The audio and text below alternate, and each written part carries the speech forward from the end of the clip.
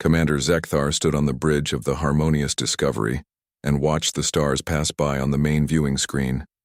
His long fingers tapped against the armrest of his command chair. The patterns of light streaming past the ship always calmed him. He had been a ship captain for 20 cycles now, and he still loved the peace of deep space. The Harmonious Discovery was not a large ship. It carried only 47 crew members from 6 different species. They were scientists and explorers, not warriors. Their mission was simple and boring, just the way Zekthar liked it. They mapped new jump routes through unexplored space. They took samples of asteroids and comets.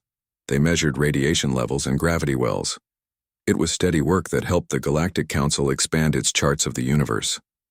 "Commander, I am detecting something unusual," said Lieutenant Salmeet from her station. She was a Tilmarian with 4 eyes that could see across multiple light spectrums. Her voice carried a note of curiosity.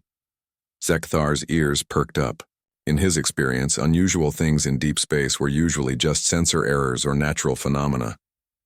"What kind of unusual, Lieutenant?" "An energy signature, sir. It does not match anything in our database." Salmeet's fingers danced across her console. "The pattern is very strange. It pulses every 3.7 seconds. Very regular, very artificial." "Could it be a navigation beacon from another council ship?" Zekthar asked. He stood up from his chair and walked closer to Salmeet's station. "No, sir. The signature is completely unknown, and there is more." Salmeet looked up at him with her upper set of eyes while her lower eyes continued scanning her readouts. "There is a physical object at the source location. Mass readings suggest it is a vessel of some kind." That was interesting. Zekthar felt a small flutter of excitement in his chest. In all his years of exploration, he had never found anything truly alien. Every species in the Galactic Council was known and catalogued. Every type of ship had been recorded thousands of years ago. "Show me the visual." The main screen changed. At first, Zekthar saw nothing but empty space and distant stars. Then Salmeet adjusted the magnification. A small dot appeared in the center of the screen. She increased the zoom factor again and again. The object came into focus, and Zekthar felt his breath catch in his throat. It was definitely a ship, but like nothing he had ever seen before. The design was all wrong. Council ships were smooth and curved, built with artistic beauty in mind as well as function. This ship looked harsh and angular. It had straight edges and flat surfaces. Large protrusions jutted out from the main hull, at odd angles. The color was dark, almost black, with no decorative elements visible. "By the Founders," whispered Science Officer Kelrin from his station. "Is that a warship?" Zekthar stared at the image. The ship did have an aggressive appearance, but he reminded himself not to judge by looks alone. "We cannot know that just from appearance. How large is it?" Salmeet checked her instruments. "Approximately 400 meters in length. Mass is considerable for its size. The hull composition is reading as very dense metals and alloys, some of which I cannot identify. 400 meters was not huge, but it was substantial. The Harmonious Discovery was only 220 meters long." Zekthar made a decision. "Set a course to intercept. Slow approach, passive sensors only. I want to know everything about that ship before we get too close." The ship's pilot, a young Vryn named Tekmil, nodded and adjusted their trajectory. The Harmonious Discovery changed direction smoothly, heading toward the mysterious vessel. As they drew closer over the next hour, more details became clear. The unknown ship appeared to be drifting. Its power signatures were minimal, just barely, above background radiation levels. There were no active engines, no maneuvering thrusters, no signs of life. "It looks like a derelict," Kelrin said. He sounded excited now. "A completely unknown derelict. Do you know what this could mean? An undiscovered species. This could be the finding of the century." Zekthar was more cautious. "Or it could be a trap." "Salmeet, any signs of active weapon systems?" "Negative, sir. I am detecting what might be weapon ports, but they are all closed and inactive. If this ship has weapons, they are completely powered down." Salmeet paused. "Commander, I am now close enough to detect markings on the hull. There are symbols and characters, but they are in no language in our database. The excitement on the bridge was growing. Even Zekthar felt it now. To discover a completely unknown species was rare beyond measure. The Galactic Council had 40,000 member species and knew of thousands more that were not yet advanced enough to join. But those were all catalogued and studied. A truly unknown spacefaring civilization? That had not happened in Zekthar's lifetime. Bring us to within 500 meters and hold position, Zekthar ordered. Begin full sensor sweeps. I want detailed scans of every centimeter of that hull. Kelrin, analyze those markings. See if our computers can begin translating the language. The harmonious discovery slowed and stopped at a safe distance from the derelict. The sensor arrays went to full power, beaming invisible waves of radiation at the unknown ship. Data began flooding into their computers. For 10 minutes, everything proceeded normally. The crew worked efficiently, gathering information and making discoveries. The unknown ship's design suggested an emphasis on durability and function over beauty. The hull was heavily armored. Those protrusions that Zekthar had noticed appeared to be sensor arrays, communication dishes, and possibly weapons platforms, though the weapons themselves were housed internally behind closed ports. Then everything changed. The unknown ship woke up. Lights blazed to life across its hull. Power signatures spiked from almost nothing to massive levels in less than 2 seconds. The closed weapon ports began to open with mechanical precision. "Commander!" Salmeet's voice was sharp with alarm. "The vessel is activating. Power levels are increasing exponentially. Weapon systems are coming online." Zekthar gripped the arms of his chair. "Move us back. Get some distance." Before Techmeal could react, their communications console erupted with sound. It was a harsh blaring noise like an alert klaxon.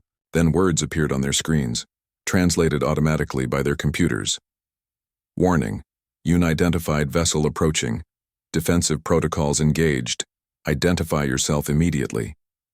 The unknown ship was moving now. It rotated smoothly to face them directly. More weapon ports opened. Zekthar could see dark openings in the hull where instruments of destruction waited. "They think we are hostile," Kelrin said. "Commander, we must communicate that we mean no harm." "Salmeet, activate First Contact Protocol 7, Zekthar ordered, trying to keep his voice calm. Broadcast on all frequencies. First Contact Protocol 7 was ancient and universal. It began with simple mathematical sequences to demonstrate intelligence. Then it showed images of peace and cooperation. Then it offered information about the Galactic Council and its mission of unity and exploration. But the unknown ship did not seem to care about protocols. New text appeared on their screens. "This is Terran Federation Warship, TFW Resolute. Stand down or be fired upon. You have 30 seconds to comply." "Terran?" Zekthar said the word carefully. It meant nothing to him. "Computer, search all databases for the term Terran Federation." The computer's response was immediate. No results found. Salmeet was frantically working at her console. "Commander, their weapons are fully active now. I am reading targeting sensors locking onto our ship. Sir, their weapons they are not like ours." "What do you mean?" Zekthar demanded. "They are not energy weapons. I am detecting kinetic accelerators, chemical explosive warheads, and something else I cannot identify. The power readings suggest weapons of enormous destructive potential." Salmeet's voice shook slightly. "Commander, these weapons are forbidden by council law. They are barbaric, banned for 10,000 years. Zekthar felt cold. The Galactic Council had abandoned explosive and kinetic weapons millennia ago. Such weapons were crude and devastating, destroying, without precision. Modern warfare, in the rare instances it occurred, used clean energy weapons that disabled rather than destroyed. But this unknown species, these Terrans, had apparently never received that message. 15 seconds to comply, the alien ship broadcast. "Move us away, maximum speed," Zekthar ordered, "and keep broadcasting our peaceful intentions." Techmeal pushed the engines to full power. The harmonious Discovery began to accelerate away from the warship. But the Terran vessel moved, too. It matched their speed effortlessly, keeping pace with them. More than that, it was maneuvering to cut off their escape routes. "It is hurting us," Selmeet said quietly, "keeping us in its firing solution." Zekthar's mind raced. They were a science vessel with minimal defensive shields and no weapons, beyond a small point defense laser meant for clearing debris. Against a fully armed warship, they would last seconds at best. But he could not understand why this was happening. They had done nothing wrong. They had approached peacefully. They had broadcast their intentions clearly. 5 seconds to comply. "All stop," Zekthar shouted. "Cut all engines. Power down active sensors. Show them we are not a threat." The ship shuddered as Techmeal killed their engines. They drifted to a stop in space, completely vulnerable. The Lina Terran warship continued its approach, its weapon ports still open and targeting them. "Transmit this on all frequencies," Zekthar said quickly. "We are the harmonious Discovery of the Galactic Council. We are a science vessel on a peaceful mission. We mean you no harm. Please respond." For a long moment, nothing happened. The warship continued to approach. Zekthar could see it more clearly now through the viewing screen. It was a brutal-looking thing, all harsh angles and heavy armor. It looked like it had been built for one purpose only: war. Then finally a response came. But it was not what Zekthar expected. "Terran Federation Warship, TFW Resolute to unknown vessel. Maintain current position. Do not power any weapons or sensors. We are attempting translation of your transmission." There was something different about this message. It sounded less automated, more personal, as if an actual being was now controlling the transmission rather than a computer. "Unknown vessel, we are receiving your transmission. Please stand by. Our crew is waking from cryosleep. This will take approximately 10 minutes. Zekthar blinked in confusion. "Cryosleep? What is cryosleep?" Kelran spoke up from his science station. "It is an old theory, sir. Some primitive species used to freeze their crew members during long journeys to preserve resources and prevent aging. But no council species has used such technology in over 1,000,000 years. It is completely obsolete." The unknown ship, the Terran warship, hung in space before them. Now that it had stopped moving aggressively, Zekthar could study it more carefully. He noticed things he had missed before. Scorch marks on the hull, as if it had been in combat. Patched sections where repairs had been made. This was not a new ship. It had seen action, had survived battles. The crew of the harmonious Discovery waited in tense silence. 10 minutes had never felt so long. Zekthar kept expecting the warship to suddenly open fire, but it simply waited with them. Finally, a new message came through. This time it included video. A face appeared on the screen and Zekthar had to suppress a reaction of surprise. The being looked almost predatory. It had 2 eyes, both facing forward like a hunter. Its skin was dark and smooth. Hair grew from the top of its head in tight curls. The mouth was small but showed teeth when it spoke. "This is Captain Jessica Okonkwo of the Terran Federation Warship Resolute," the being said. The translation software struggled for a moment, then caught up. "I apologize for the aggressive response. Our automated systems detected your sensor sweeps and interpreted them as hostile action. We are confused. We have never encountered your species before. Please, can you explain who you are and what you want?" Zekthar felt relief wash over him. The Terran could communicate. She sounded confused but not aggressive. He signaled for the communications officer to open a channel. "Captain Okonkwo, I am Commander Zekthar of the Galactic Council ship Harmonious Discovery. We are equally confused. We have never encountered your species either. We detected your vessel and approached to investigate, believing it to be an abandoned derelict. We meant no harm." There was a pause. Captain Okonkwo's face showed surprise, then what might have been concern. "The Galactic Council? I have never heard of such an organization. How many species does it contain? Approximately 40,000 member species, Zekthar said. And we have records of thousands more. But you, Captain, your Terran Federation, is not in any of our databases. Where do you come from? Captain Okonkwo's expression changed to something Zekthar could not read. Commander, I think we need to have a much longer conversation, and I think both of our civilizations are in for quite a shock. Captain Jessica Okonkwo sat in her command chair and tried to process what she was seeing on the screen. The alien commander, this Zekthar, looked like nothing from Earth's imagination. He was tall and thin, with pale blue skin and large black eyes. His head was elongated and his ears were pointed and mobile, twitching as he spoke. When he gestured with his hands, she counted 6 fingers on each one. Behind her, the bridge crew of the Resolute was still shaking off the effects of cryo-sleep. Lieutenant Marcus Webb sat at the weapons station, drinking water and trying to focus. Ensign Yuki Tanaka worked the communications console, her hands still trembling slightly from the cold of revival.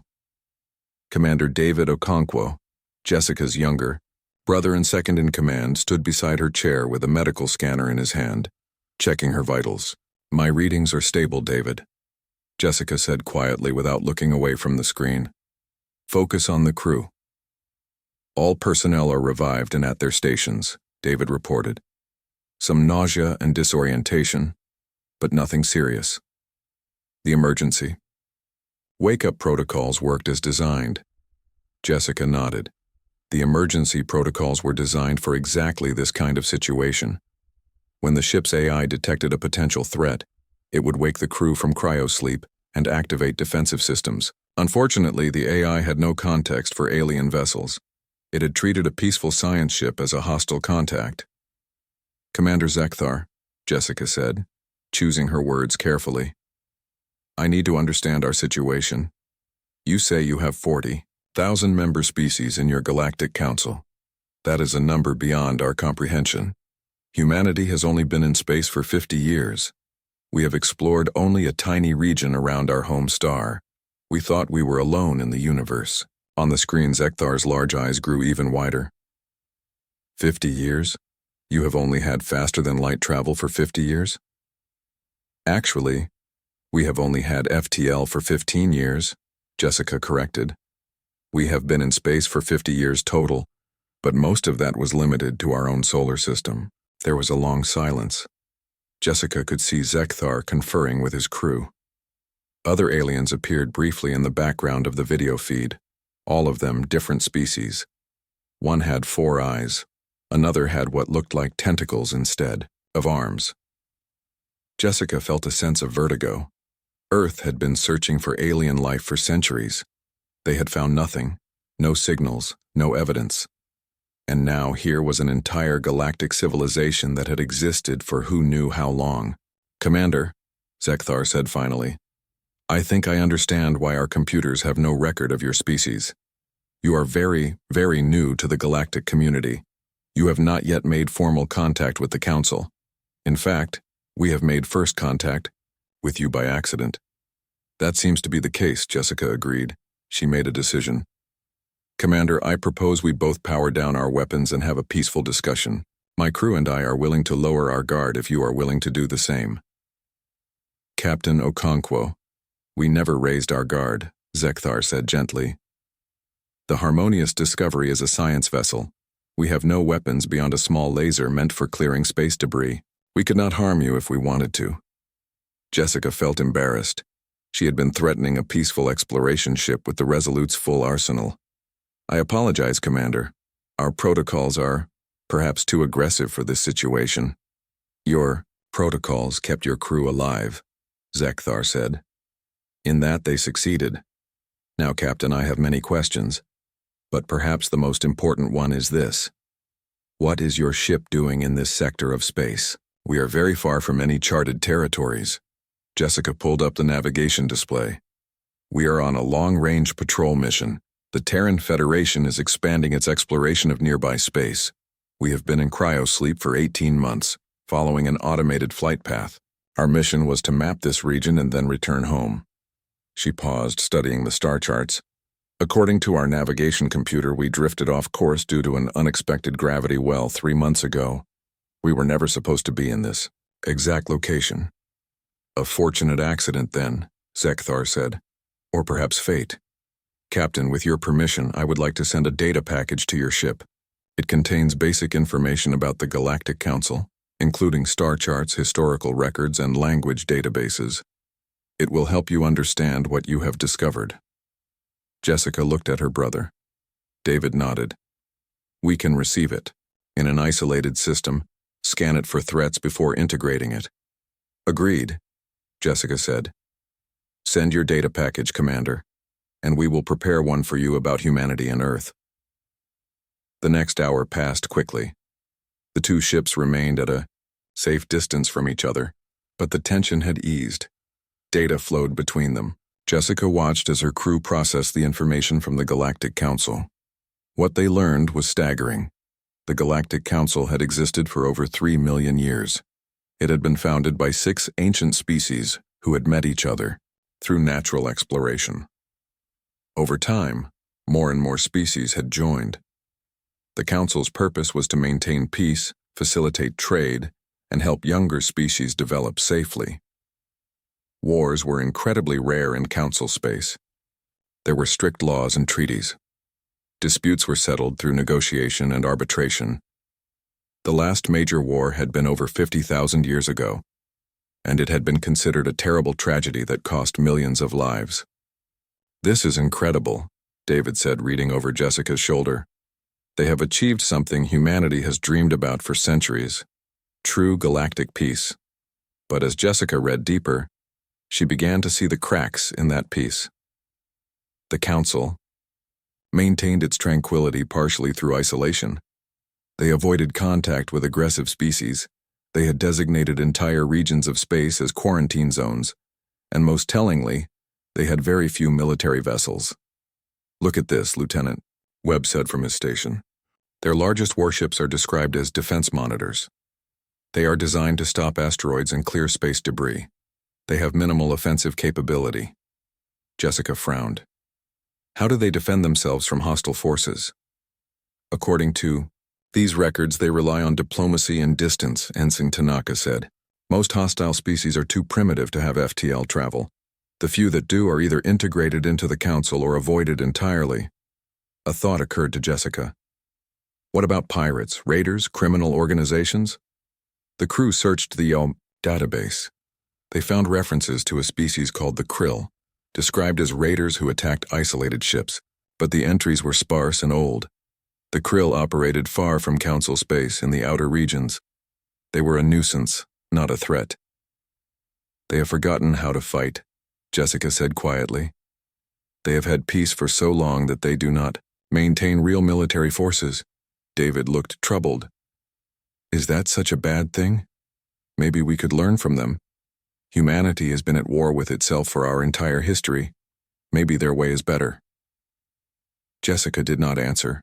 She was remembering the history lessons from her childhood, Earth's wars, the terrible weapons humanity had created, the millions who had died before the nations finally united into the Terran Federation.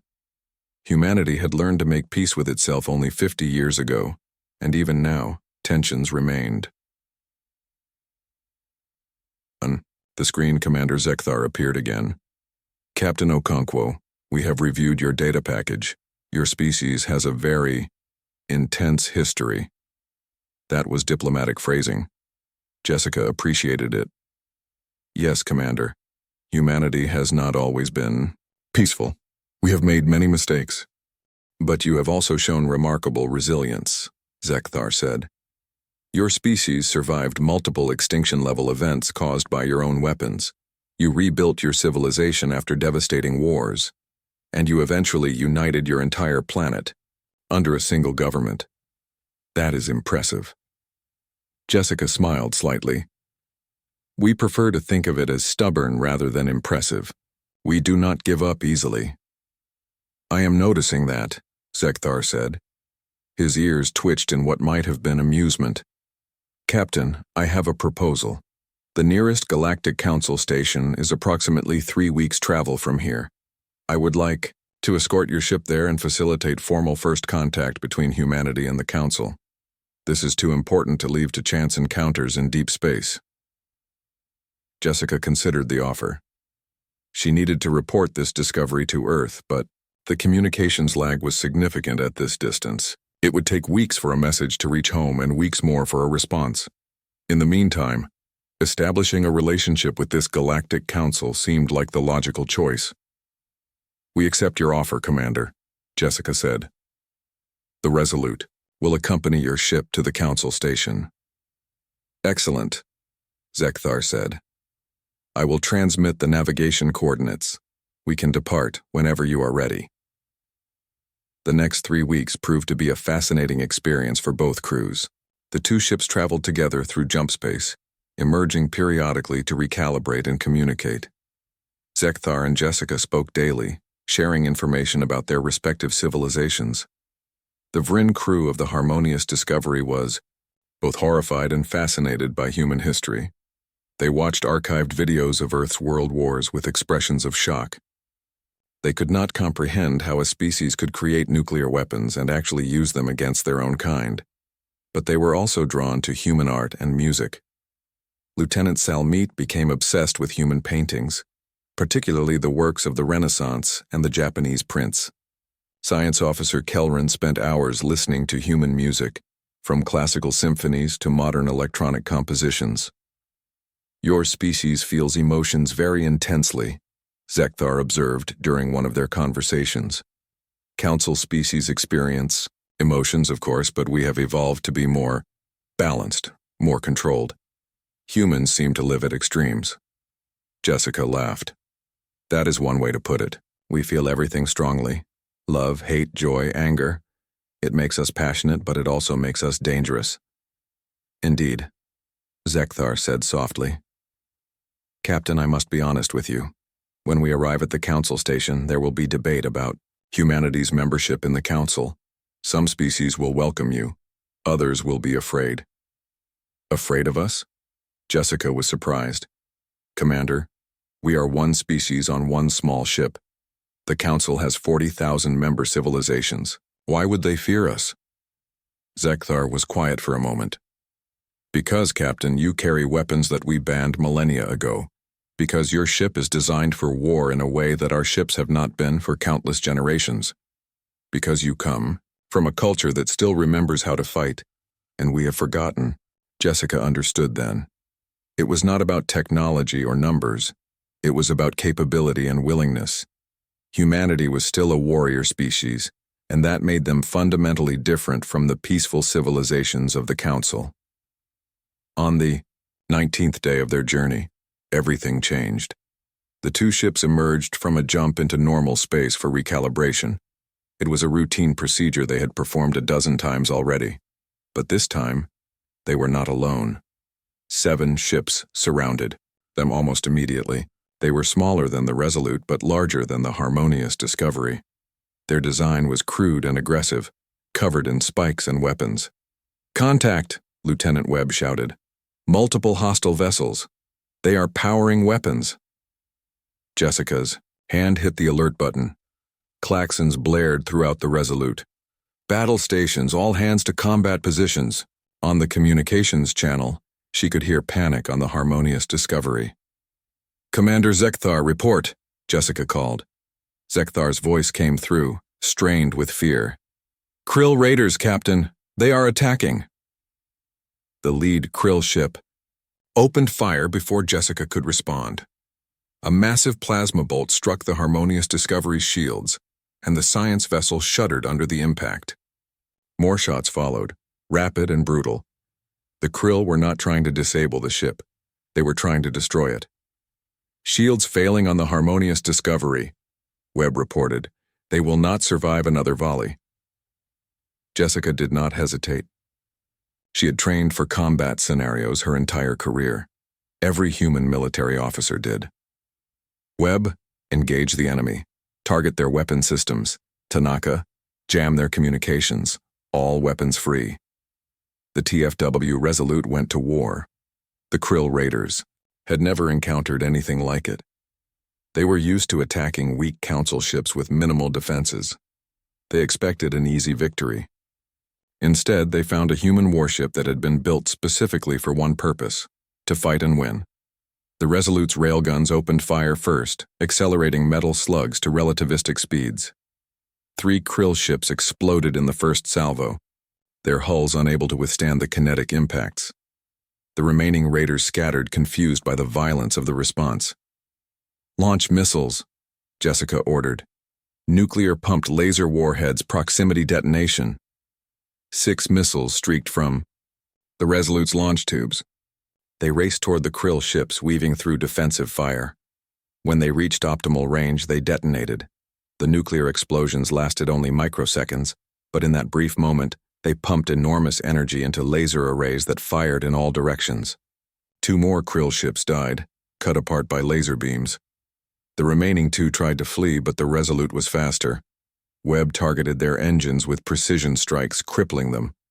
4 minutes after it began, the battle was over.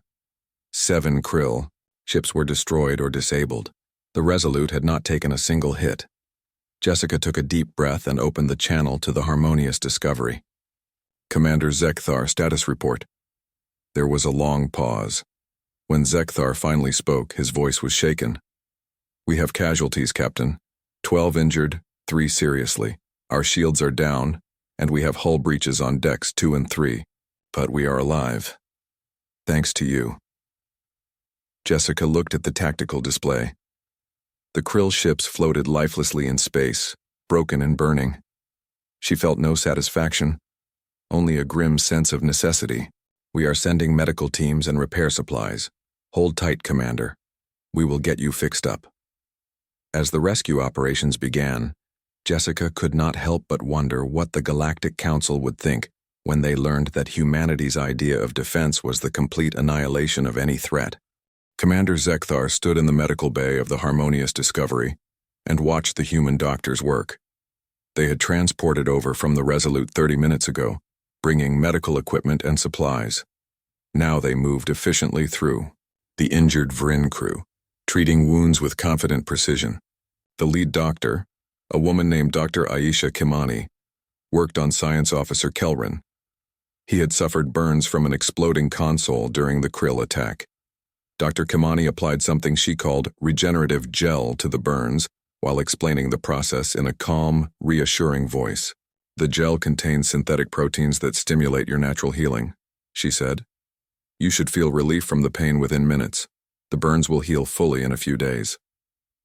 Kelrin's usual enthusiasm was subdued. "Thank you, Doctor. I have never been in combat before." "None of us have." Dr. Kimani nodded sympathetically. "Combat is always traumatic, especially the first time. If you need someone to talk to about what happened, we have counselors available." Zekthar appreciated the offer, but he wondered if human counselors could understand Vrin psychology. Then again, the humans seemed to understand trauma very well, perhaps too well. Lieutenant Salmeet approached Zekthar, her 4 eyes still wide with shock. "Commander, the damage control teams from the Resolute are helping our engineers seal the hull breaches. They are very efficient and very aggressive in their repairs." Zekthar did not understand the last part. Aggressive repairs? They cut away the damaged sections and weld in replacement plates, Salmeet explained. "It is not elegant, but it is fast and effective. Our engineers usually prefer to repair damage carefully, preserving as much of the original structure as possible. The humans simply remove the problem and replace it." That seemed to sum up the human approach to most things, Zekthar thought. Direct and practical without concern for elegance. He left the medical bay and made his way to the bridge. Captain Okonkwo had requested a video conference, and Zekthar wanted privacy for the conversation. He arrived to find most of his bridge crew still shaken. The attack had been their first real taste of danger. Pilot Tekmil kept glancing at his console as if expecting another ambush. Even calm, logical Salmeet seemed rattled. Zekthar activated the communication system. Captain Okonkwo appeared on the screen, sitting in her command chair. Behind her, the Resolute's bridge looked nothing like the peaceful artistic design of council ships. It was purely functional, with redundant systems and reinforced stations. A ship built for war. "Commander Zekthar," Jessica said. "How are you wounded?" "They will recover thanks to your medical team," Zekthar replied. "Captain, I must thank you again. Without your intervention, the Krill would have destroyed us. You saved 47 lives today." Jessica's expression was serious. "We did what any decent people would do. We protected those who could not protect themselves." She paused. "Commander, I have been reviewing the data from the battle. The Krill ships were equipped with heavy weapons and armored hulls. They were designed for raiding and combat, but your ship had almost no defensive capability beyond basic shields. Why?" Zekthar felt embarrassed by the question. "The Galactic Council does not build warships, Captain. We have defense monitors for important locations, but exploration vessels like mine are meant for science, not combat. We rely on Council law to protect us." "But the Krill do not follow Council law," Jessica pointed out. "No, they do not. They are outcasts, operating in the dark spaces between Council territories." Zekthar hesitated. "Captain, I must confess something. In my 20 cycles as a ship commander, I have never been in a combat situation. I have never even seen weapons fired in anger. Council space is very peaceful. Attacks like this are extremely rare." Jessica leaned forward. "Commander, how rare is extremely rare?" Zekthar consulted his computer. "According to Council records, there have been approximately 200 Krill attacks in the past century, scattered across millions of cubic light-years of space. Most were against isolated cargo vessels or small exploration ships like mine. The Krill avoid Council defense forces." He could see Jessica doing the calculation. 200 attacks in 100 years across an area of space so vast it was hard to comprehend. To the Council, the Krill were a minor nuisance, a statistical anomaly. Ships took precautions, but the risk was considered minimal. "Captain, I can see what you are thinking," Zekthar said. "To humanity, which has recent experience with war, our approach must seem foolish. But you must understand the scale of Council space. The chances of encountering hostile forces are incredibly small." "Until they are not," Jessica said quietly. "Commander, 200 attacks may seem small to you, but that is 200 crews that faced what we just faced. How many ships were destroyed? How many lives were lost?" Zekthar checked the records.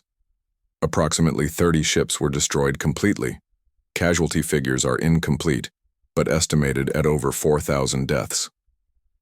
4,000 deaths that could have been prevented, Jessica said. Her voice was not accusatory, just sad. "Commander, I mean no disrespect to your civilization. You have achieved something beautiful, a peaceful society that spans the galaxy. But peace requires protection. Someone must stand guard."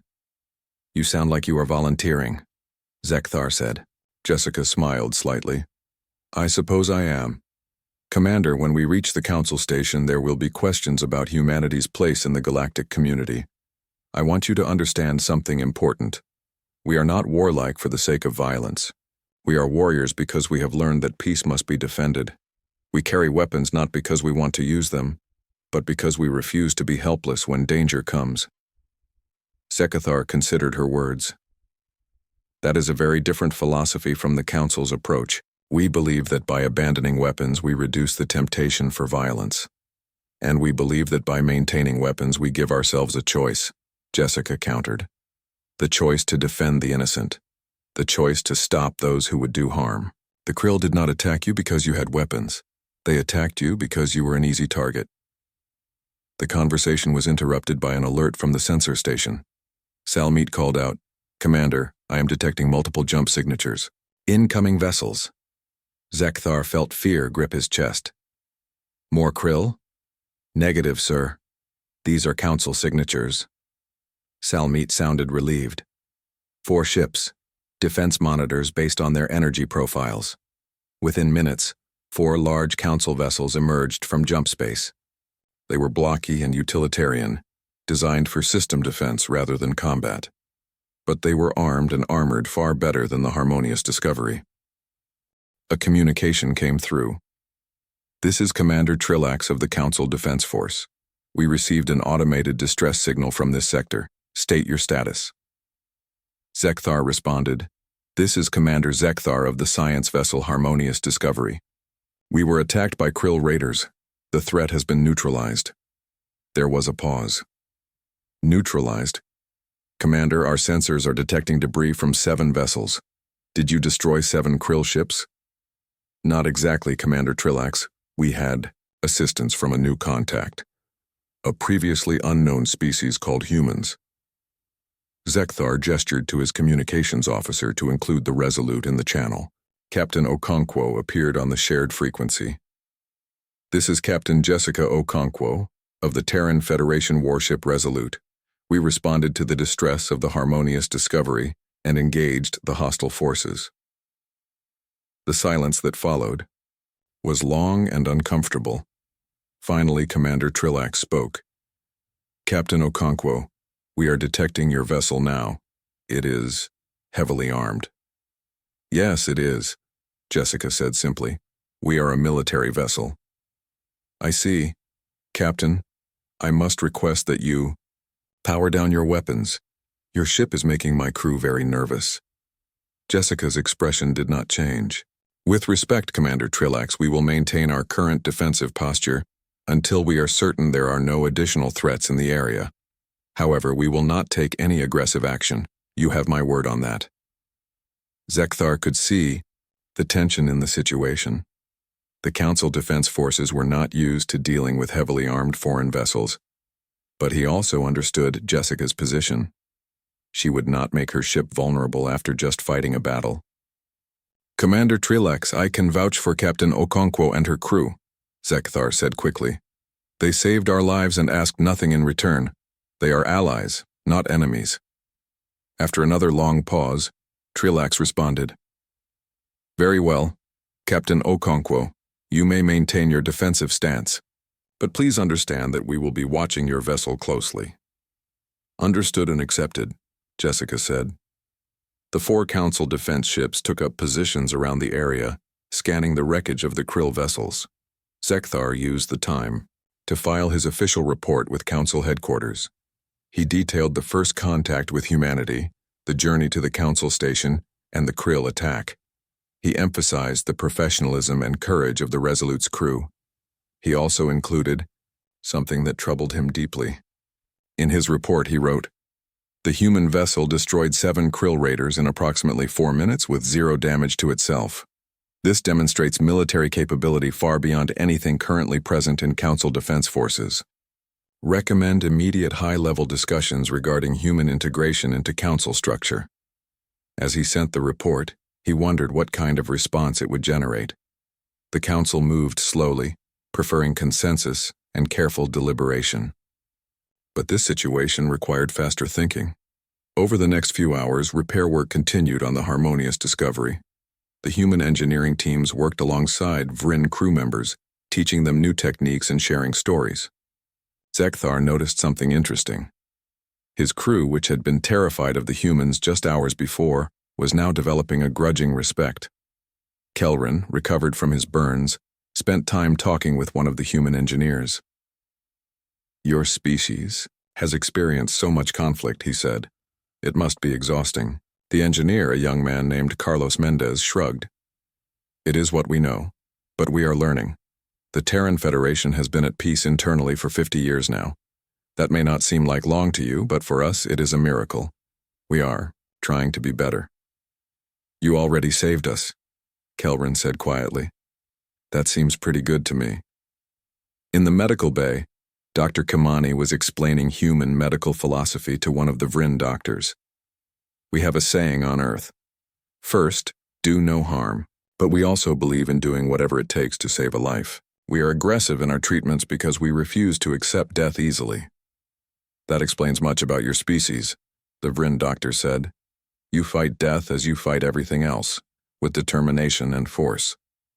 And usually with success," Dr. Kamani said with a smile. On the bridge of the Resolute, Jessica reviewed the data from the battle. Lieutenant Webb had compiled a full analysis of their weapons performance. The railguns had worked perfectly. The missiles had exceeded expectations. The electronic warfare suite had jammed the Krill communications completely. "We dominated them," Webb said. "They never had a chance." "That is because they were used to fighting unarmed targets," Jessica replied. "Against a real military vessel, they were outmatched. But do not become overconfident, Lieutenant. The Krill were raiders, not a disciplined military force. We do not know what other threats exist in this galaxy." Commander David Okonkwo entered the bridge carrying a data pad. "Sister, you need to see this. I have been studying the Council databases, specifically their military history, or rather, their lack of military history." Jessica took the pad and read through the information. Her frown deepened as she processed what she was seeing. The Galactic Council had not fought a major war in over 50,000 years. Their defense forces were designed primarily for disaster relief and search and rescue operations. They had weapons, but those weapons were outdated and limited. The concept of strategic warfare, of combined arms tactics, of aggressive defense, all of these were things the Council species had simply forgotten. "They are defenseless," Jessica said quietly. "Not because they are weak, but because they have forgotten how to fight." "And now they have met a species that never forgot," David said. "Jessica, what happens when we reach the Council station? What happens when they see what humanity is capable of?" Jessica looked at the view screen, where the harmonious Discovery floated, still undergoing repairs. She thought about Zekthar and his crew, peaceful scientists who had nearly died today. She thought about the 40,000 species of the Council, all living in relative peace, unaware of how vulnerable they truly were. "I think," Jessica said slowly, "that we are about to change everything." The Council Station Meridian was unlike anything Captain Jessica Okonkwo had ever seen. It was massive, a structure the size of a small moon, built over the course of thousands of years. The outer ring housed docking facilities for ships of every imaginable design. The middle sections contained markets, residential areas, and cultural centers. The core held the council chambers themselves, where representatives from 40,000 species gathered to make decisions that affected trillions of lives. The Resolute approached the station slowly, flanked by the harmonious Discovery and the 4 defense monitors. As they drew closer, Jessica could see hundreds of ships coming and going. Cargo vessels, passenger liners, scientific research craft, all moving in carefully choreographed patterns like a dance. "Captain, we are receiving approach vectors from..." "Station Control," Ensign Tanaka reported. "They are assigning us a military docking port on the outer ring, Section 17. "Of course they are," Lieutenant Webb muttered. "They do not know where else to put a warship." Jessica understood his frustration. The Council had peace vessels and defense monitors, but no real warships. The Resolute, with its weapons and armor, was something outside their experience. "Follow their instructions exactly," Jessica ordered. "I want no misunderstandings. We are guests here." The docking procedure took an hour. The port assigned to them was designed for large vessels, and the Resolute fit comfortably. As the docking clamps engaged and the airlock sealed, Jessica gathered her senior officers. "Listen carefully," she said. "We are the first humans most of these beings will ever see. Our actions here will determine how the galaxy views our entire species. I expect everyone to be professional, courteous, and calm. We are not conquerors. We are explorers seeking friendship." "What about our weapons, Captain?" Webb asked. "Do we leave them here?" Jessica had considered this question carefully. "You will carry sidearms, as is standard for military personnel, but keep them holstered and out of sight. We are not looking for trouble." Commander David Okonkwo added, "Remember that most Council species have not seen weapons like ours in thousands of years. Try not to scare anyone." The crew acknowledged their orders. Jessica selected a small team to accompany her: David, Dr. Kimani, Lieutenant Webb, and Ensign Tanaka. They represented the key departments of the ship and could speak knowledgeably about different aspects of humanity. When the airlock opened, they found Commander Zekthar waiting for them with a delegation of Council officials. Jessica recognized a Tilmarian like Lieutenant Salmeet, a Vryn like Zekthar, and 3 other species she did not recognize. One looked like a floating jellyfish, another resembled a crystalline structure that glowed with internal light, and the third was covered in thick fur with multiple legs. "Captain Okonkwo, welcome to Station Meridian," Zekthar said formally. "May I introduce Council Representative Harshin of the Tilmarians, Council Representative Kelvar of the Luminari, Council Representative Takos of the Vryn Collective, Council Representative Velnor of the Arkathi, and First Diplomat Sulvex of the Keltharian Empire." Jessica and her team had been studying council protocols during the journey. She gave the appropriate gesture of respect for each species. "Thank you for welcoming us, representatives. I am Captain Jessica Okonkwo of the Terran Federation. These are my officers." The introductions continued. Jessica noticed that all of the council representatives kept their distance from her team. They were polite but visibly uncomfortable. It was the weapons, she realized. Even though the sidearms were concealed, the council beings could probably detect them with their sensors. "Captain, we have prepared quarters for you and your crew," Sulvex said. The diplomat was Keltharian, the jellyfish-like being that floated rather than walked. Its voice came from a translation device that rendered its bioluminescent language into words. "We thought you might appreciate rest before the formal proceedings begin." "That is kind of you," Jessica replied. "However, I would like to discuss the status of my ship. Will the Resolute remain docked here during the proceedings?" "That is one of the matters we need to discuss," Takos said carefully. The Vryn representative looked older than Zekthar, with grayer skin and more prominent wrinkles. "Your vessel is causing some concern among station security. It is very heavily armed." Jessica kept her expression neutral. "The Resolute is a standard frigate by Terran Federation standards. We have much larger warships in our fleet." The council representatives exchanged glances. This was clearly not the answer they wanted to hear. "Perhaps we should continue this conversation in private," Harshin suggested. The Tilmarians' 4 eyes looked troubled. They were led to a conference room deep within the station. The room was beautiful, with walls that displayed calming images of alien landscapes. The furniture adjusted automatically to accommodate different body types. It was designed to promote peaceful negotiation, and Jessica appreciated the thought that had gone into it. Once everyone was settled, Takos began the real conversation. "Captain Okonkwo, we have reviewed Commander Zekthar's report of the Krill attack. We are grateful for your intervention and the lives you saved. However, we have concerns about the methods you employed." Jessica had been expecting this. "You are referring to the destruction of the Krill vessels?" "Yes. Your weapons are extremely powerful, and forgive me for saying this, quite brutal. The Council banned kinetic weapons and explosive devices thousands of years ago. We consider them inhumane." "More inhumane than allowing raiders to kill innocent people?" Jessica asked. Her tone was respectful but firm. Kelvar, the crystalline luminari, glowed brighter as it spoke. "We understand that your species has a different cultural context, but the level of violence in that engagement troubles us. 7 ships destroyed in 4 minutes. That is not defense, Captain. That is annihilation." Dr. Kamani spoke up.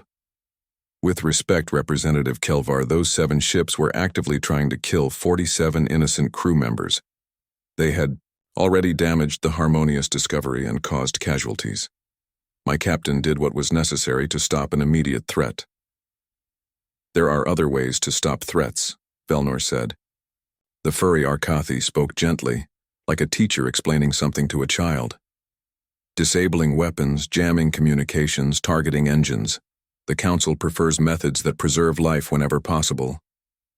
"We did preserve life," Jessica said. "We preserved the lives of Commander Zekthar and his entire crew. As for the Krill, they chose to become combatants. They fired first. They showed no mercy. We responded with appropriate force." "That is the issue, Captain," Takos said. "What? You consider appropriate force, we consider excessive. It reveals a fundamental difference in philosophy." Jessica leaned forward. Representatives, let me be very direct with you. The Krill attacked because they believed the harmonious discovery was defenseless. They were predators hunting prey. If we had tried to disable them gently, they would have adapted and continued fighting. We ended the threat completely, quickly, efficiently, and most importantly, we saved every life on the harmonious discovery. At the cost of potentially hundreds of Krill lives, Harshin pointed out. Krill, who were attempting murder, David said sharply. Let us not pretend the attackers were innocent victims. The tension in the room increased. Sulvex, who had been quiet until now, held up a tentacle-like appendage. Please, let us not turn this into an argument.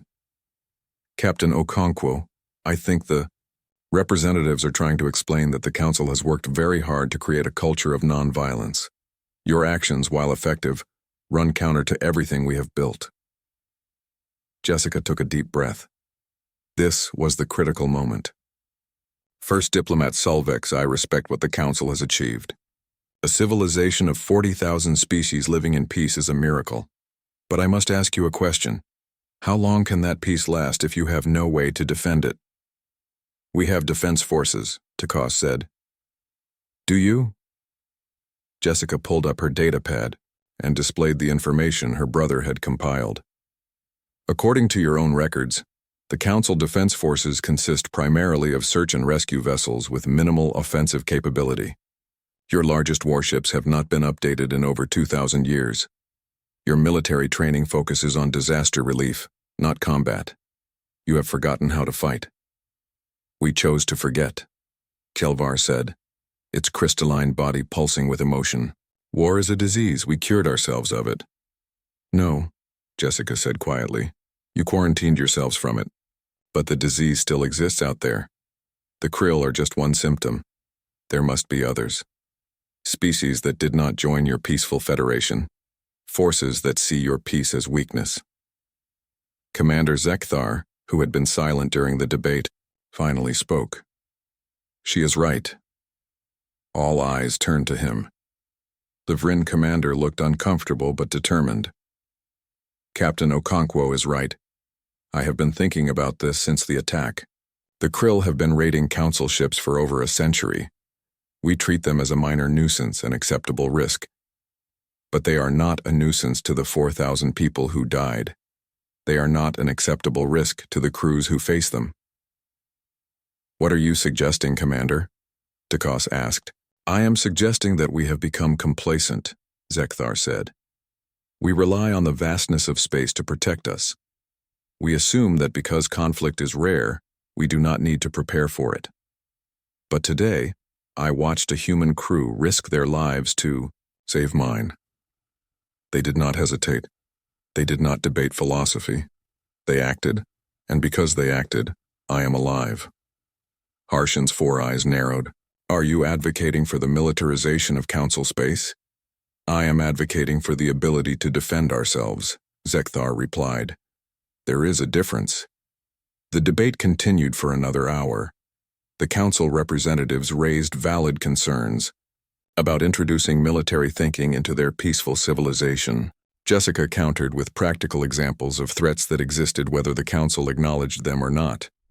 Finally, Sulvex called for a break. This is clearly a complex issue that will require extensive discussion. Captain Okonkwo, the full Council will convene tomorrow to address your presence here and humanity's potential membership. I suggest we all rest and prepare our thoughts. Jessica and her team returned to their quarters. The rooms were comfortable and well appointed, with adjustments made for human physiology. Someone had even provided Earth-style food, though Jessica suspected it was synthesized based on data from their ship. That went about as well as expected, David said, sitting heavily in a chair. They are terrified of us. Not terrified, Dr. Kamani corrected. Concerned. There is a difference. They are worried that contact with humanity will corrupt their culture of peace. They might be right, Lieutenant Webb said quietly. We are warriors. That is what we are good at. If we integrate with the Council, that will change them. Or, it might save them, Ensign Tanaka suggested. The captain is right. Peace requires protection, Without us, how long before something worse than the krill comes along? Jessica walked to the window and looked out at the vast station. Thousands of beings moved through the corridors below, living their peaceful lives, creating art and science and culture. It was beautiful, it was precious, and it was vulnerable. We need to show them something, Jessica said suddenly. Words are not enough. They need to see what humanity can offer beyond violence. What did you have in mind? David asked. Jessica turned to her team with a slight smile. Tomorrow, when we speak to the full council, we will give them a choice. Not between war and peace, but between helplessness and protection. We will offer them something the galaxy has not seen in 50,000 years. A guardian who chooses to defend rather than conquer. The next morning, Jessica woke early and spent time reviewing her prepared speech. She had to get this right. The future of human-council relations depended on it. Perhaps the future of both civilizations. When the time came, she dressed in her formal uniform and gathered her team. Commander Zekthar met them outside the council chambers. "Captain, I should warn you," he said. "The chamber will be filled with representatives from hundreds of species. It can be overwhelming." "I have addressed large groups before, Commander," Jessica said with more confidence than she felt. "Not like this," Zekthar said gently. He was right. When the doors opened and Jessica entered the council chambers, she stopped in her tracks. The room was enormous, a sphere hundreds of meters in diameter. Seating sections for different species ringed the interior at multiple levels, and every seat was filled. Thousands of beings watched her enter, representing the diversity of the entire galaxy. Jessica felt very small and very alone. But then she remembered why she was here. She was not speaking for herself. She was speaking for humanity, and for the innocent people who deserved protection. She walked to the center platform and waited for silence. When it came, she began to speak, and her words would change the galaxy forever. Captain Jessica Okonkwo stood at the center of the council chamber and felt the weight of thousands of eyes upon her. The sphere around her hummed with quiet conversation as representatives from hundreds of species discussed the strange human who had entered their domain. She could hear the translation devices rendering her appearance into countless languages, describing the predator-like forward-facing eyes, the strange configuration of her limbs, the obvious musculature that suggested a species built for physical conflict.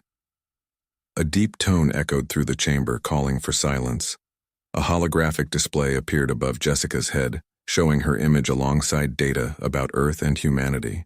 The information was incomplete and clearly compiled hastily from the data packages she had shared, but it was enough to give the Council a basic understanding.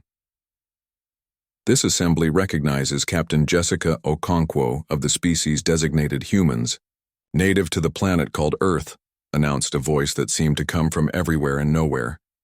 Jessica learned later that it was an AI system that managed council proceedings.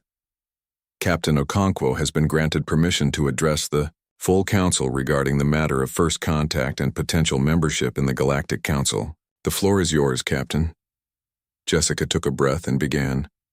"Honored representatives, I stand before you today as an explorer from a young species. Humanity has only recently developed faster than light travel.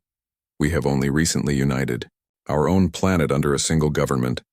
We are children compared to the civilizations represented here." She paused, letting that sink in.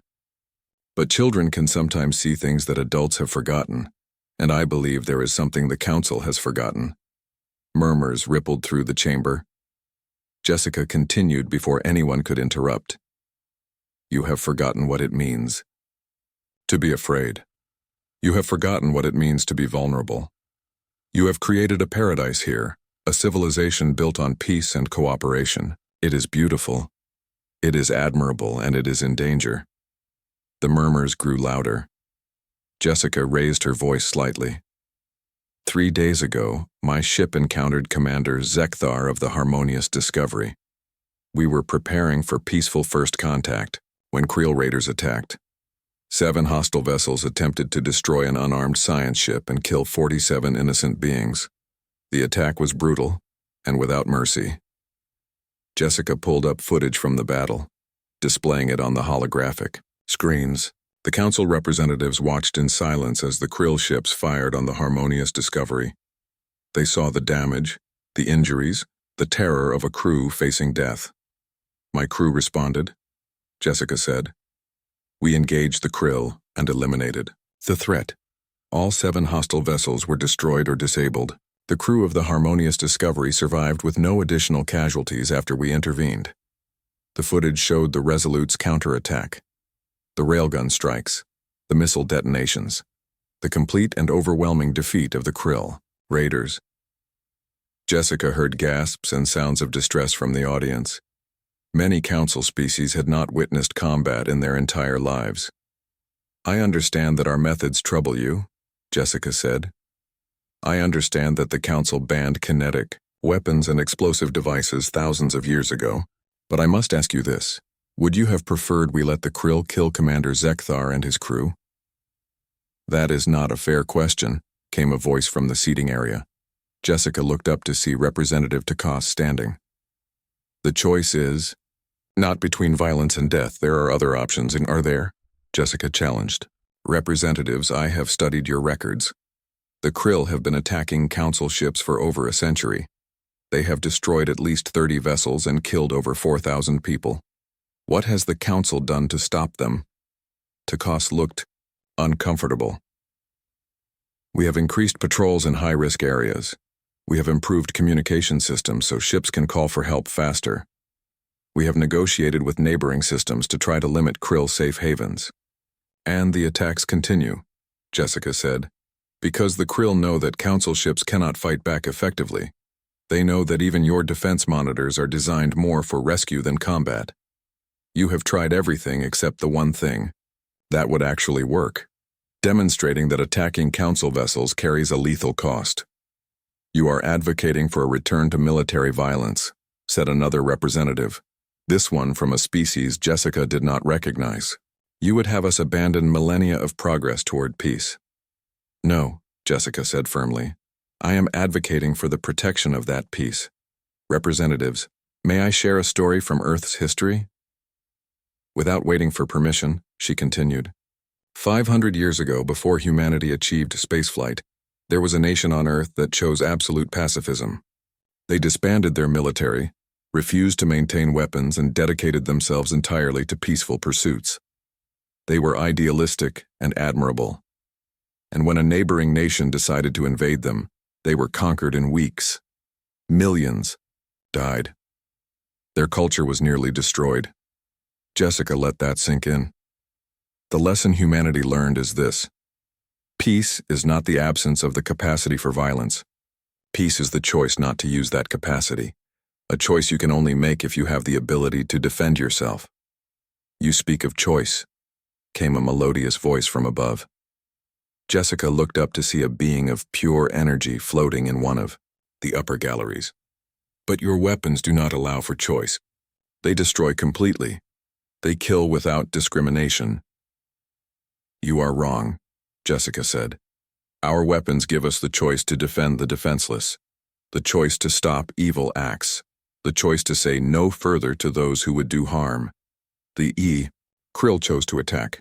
We chose to stop them. That is the difference. Commander Zekthar stood up from his position in the gallery. May I speak?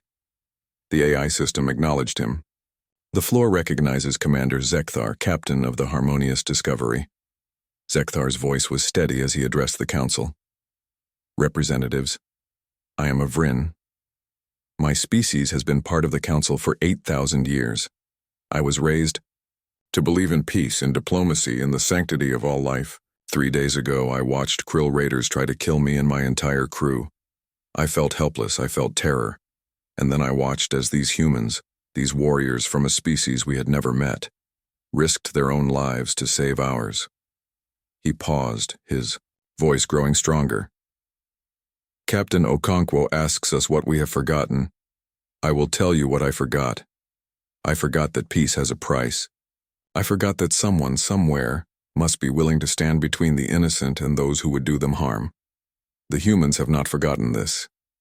Perhaps that is why we need them. The chamber erupted in debate. Some representatives supported Zekthar's position, Others argued against it. Jessica waited for the noise to die down before speaking again. "I am not asking the Council to become warriors," she said. "I am not asking you to abandon your principles or your peace. I am offering an alternative. Humanity will serve as your shield. We will patrol the dangerous regions. We will respond to threats. We will protect Council vessels and member species from hostile forces. In return, you grant us membership in the Council and share your knowledge and technology with us." "You want us to hire you as mercenaries?" someone called out. "No," Jessica said sharply. "Mercenaries fight for money. We would fight for something much more important, the preservation of the most successful, peaceful civilization in galactic history. You have achieved something beautiful here. We want to help you keep it." Dr. Kimani stood up from where she had been sitting with the other humans. "May I add something, Captain?" Jessica nodded. Aisha walked to the center platform to join her. "Representatives, I am a doctor," Aisha said. "My oath is to preserve life. Everything I do is in service of that goal. When I see the medical advances the Council has made, the diseases you have cured, the suffering you have eliminated, I am amazed. You have knowledge that could save millions of human lives, and humanity has something to offer you in return. Protection for the researchers and doctors who do that work. We are not just warriors. We are guardians who want to help you continue your mission of peace." Lieutenant Webb stood next, followed by Commander David Okonkwo and then Ensign Tanaka. One by one, they added their voices to Jessica's proposal. Webb spoke of tactical expertise and security protocols. David talked about combined human council crews sharing knowledge and culture. Tanaka discussed the potential for human exploration vessels to work alongside council science ships, providing protection while learning from their discoveries. The debate raged for hours. Some council members were adamantly opposed to allowing humans into their civilization. They saw humanity as a corrupting influence, a species too violent and too young to be trusted. Others were intrigued by the proposal, recognizing the practical benefits of having an ally who could address threats the Council had long ignored. Finally, First Diplomat Solvex called for order. The Keltharian floated to a central position, its bioluminescence pulsing in complex patterns that the translators rendered into words. "This debate has revealed deep divisions within the Council," Solvex said. "Some of us see humanity as dangerous, others see them as necessary. Perhaps both views are correct. The question is, which do we prioritize, our fear or our need?" Solvex turned its attention to Jessica. "Captain Okonkwo, if the Council were to accept your proposal, what guarantees could you offer that humanity would not abuse this position? What would prevent your species from becoming the very threat we need protection from?" Jessica had been waiting for this question. "We would accept Council oversight. Human military vessels would operate under joint command with Council liaisons aboard every ship. We would submit to regular inspections and reviews, and most importantly, we would give you something no tyrant would ever offer: the power to revoke our authority at any time. If the Council decides humanity has failed in its duties, or has overstepped its bounds, you can dissolve the agreement and expel us from Council space." "That is a significant concession," Takos said, sounding surprised. "Because we mean what we say," Jessica replied. "We are not seeking power over you. We are offering partnership." Solvex consulted with the other senior council members. They conferred in private for several minutes while the chamber buzzed with speculation. Finally, they emerged with a decision. "The Council will vote on the following resolution," Solvex announced. "Humanity will be granted provisional membership in the Galactic Council for a period of 10 years. During this time, human military vessels will serve as an auxiliary defense force, protecting Council interests and responding to threats. Human crews will operate under Council authority with joint command structures. At the end of 10 years, the Council will review humanity's performance and vote on permanent membership." Solvex paused, its body glowing brighter. "Additionally, this arrangement will be known formally as the Terran Defense Initiative.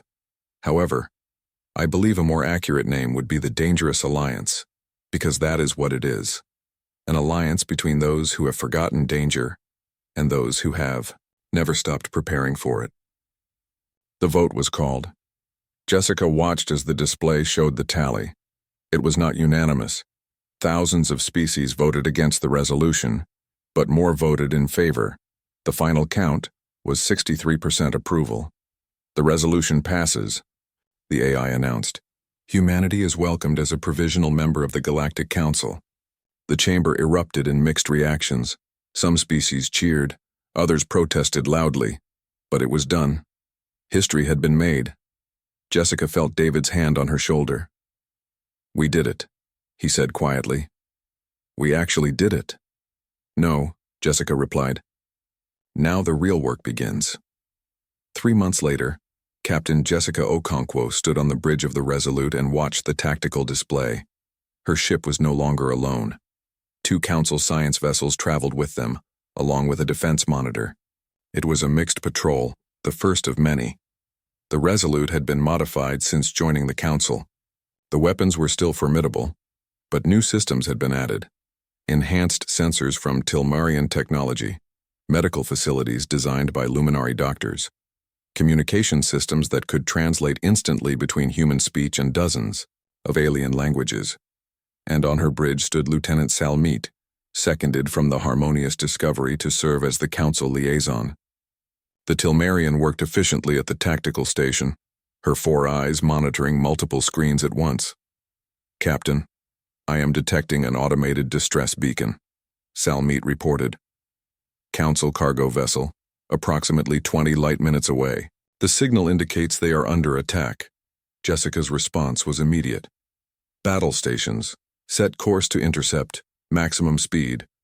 Notify our convoy partners that we are responding to an emergency." As the Resolute surged forward, its weapons coming online, Jessica felt a sense of purpose that went beyond duty. This was what humanity could offer the galaxy. Not just weapons and violence, but the willingness to stand between the innocent and the darkness.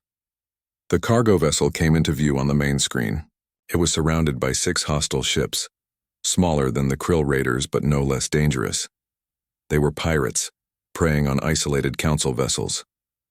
"They are jamming the cargo ship's engines," Salmeet reported, "preparing to board." "Not today," Jessica said. "Webb, transmit on all frequencies. Tell those ships they have one chance to withdraw peacefully. If they refuse, we will engage." The response was immediate and predictable.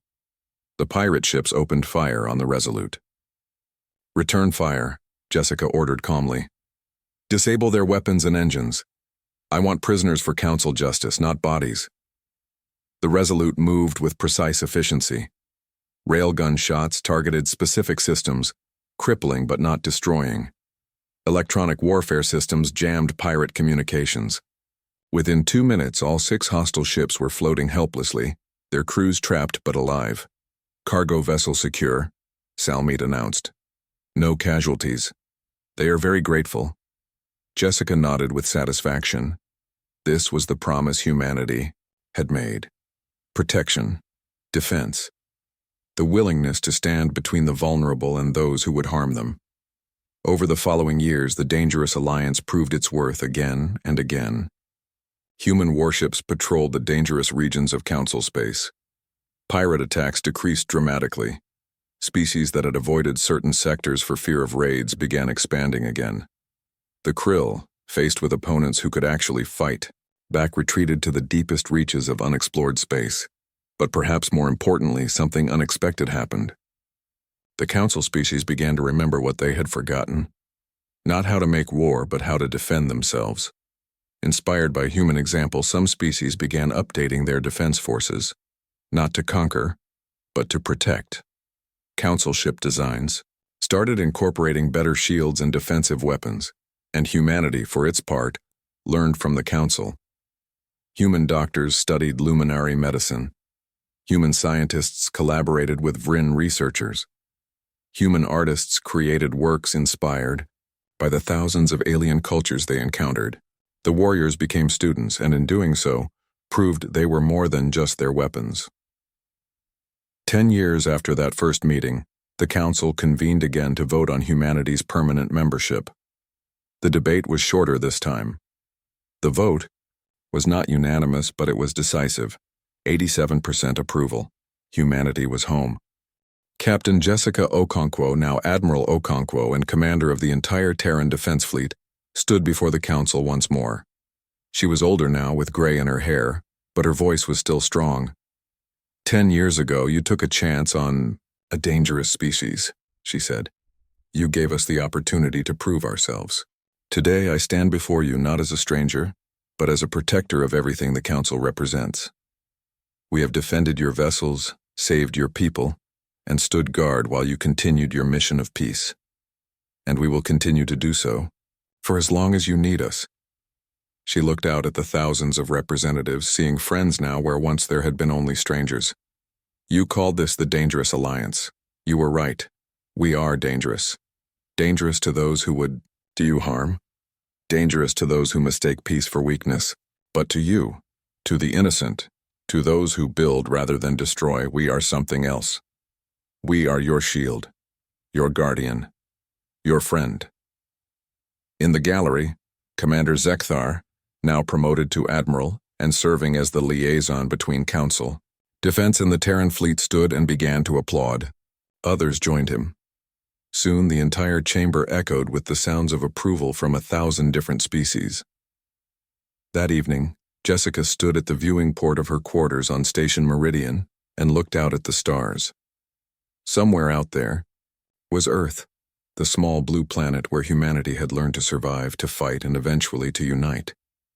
And out there, too, were the thousands of Council worlds, each one now under the protection of species that had once been alone in the darkness. Her communicator chimed. It was David, now a captain himself commanding a mixed human council crew on a deep exploration mission. Sister, I just heard the news about the vote, he said. Congratulations. We are officially part of the galactic community. Thanks, David. How is your mission going? Fantastic.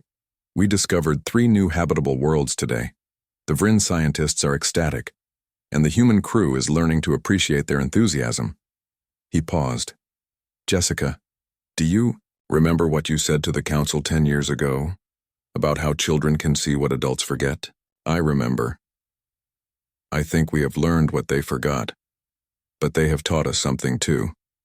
They taught us that strength without compassion is just cruelty, that the warrior's true purpose is to protect, not to conquer. That peace is something worth fighting for. Jessica smiled. We still have a long way to go, David. Both species do, but we are learning together. That is what matters. After the call ended, Jessica returned to watching the stars. In the distance, she could see the running lights of the Resolute, docked alongside ships from a dozen different species. Beyond that, other human vessels kept watch, their weapons online, their crews vigilant. The sheep had indeed hired wolves as guardians, but in doing so, they had taught the wolves to be something more. Not tame, not weak, but purposeful, directed, good. The galaxy had changed forever. The Council had learned that peace must be defended. Humanity had learned that strength must serve something greater than itself, and together they had forged something new. A civilization that could be both peaceful and powerful, both gentle and dangerous, both diplomatic and determined. The sleeping giant had awakened not to conquer but to protect, and the galaxy was safer for it.